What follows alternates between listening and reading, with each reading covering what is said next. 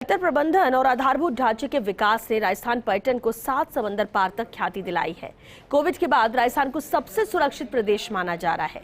पर्यटकों की संख्या में अभूतपूर्व वृद्धि हुई है और लंदन में आयोजित वर्ल्ड ट्रैवल मार्ट में राजस्थान पर्यटन को खूब सराहा गया। ब्यूरो चीफ निर्मल तिवारी ने लंदन से लौट कर आई पर्यटन विभाग की निदेशक डॉक्टर रश्मि शर्मा से खास बातचीत की।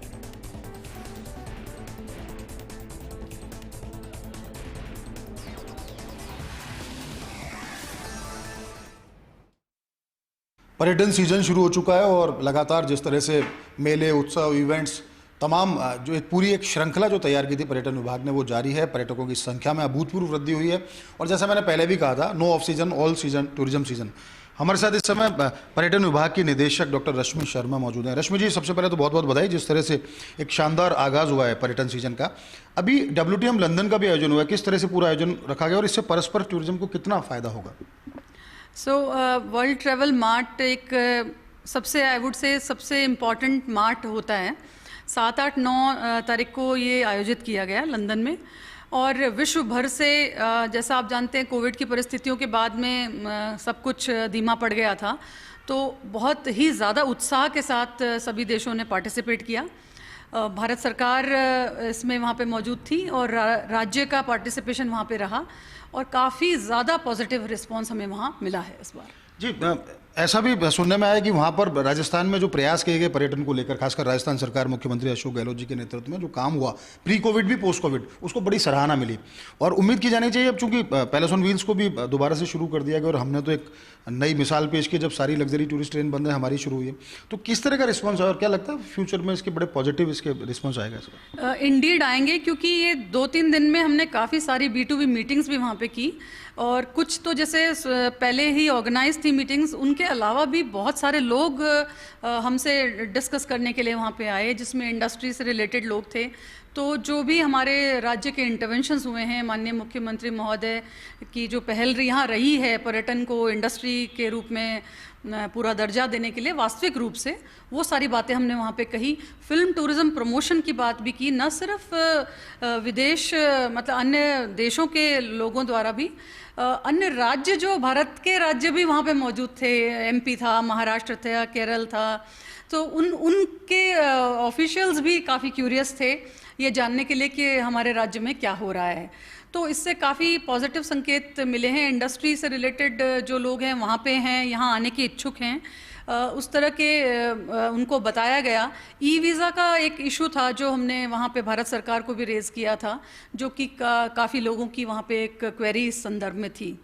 पैलेस ऑन व्हील्स जो हमने वापस यहाँ आरंभ हुआ है, उसके बारे में भी वहाँ पे हमने शेयर किया था उन लोगों से, किस तरह से आइटिनरीज हैं। लोग काफ़ी आना चाह रहे हैं वापस और लगता है कि बहुत भारी संख्या में विदेशी पर्यटकों की वृद्धि यहाँ होना मतलब होना संभव है।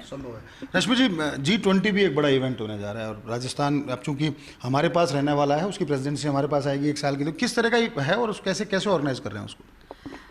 ये लार्जर इशू है, बट यदि मैं आपसे इसका छोटा सा एक पार्ट शेयर करना चाहूँ तो WTM लंदन जो था, इसके दौरान भी भारत सरकार secretary government of India Ravindra Singh ji वहाँ पे मौजूद थे और उनके साथ भी ये शेयर वहाँ पे हुआ था और राज्य को प्रमुख तौर पर प्रेजेंट करने के लिए भी उनका काफ़ी सकारात्मक सहयोग रहा है।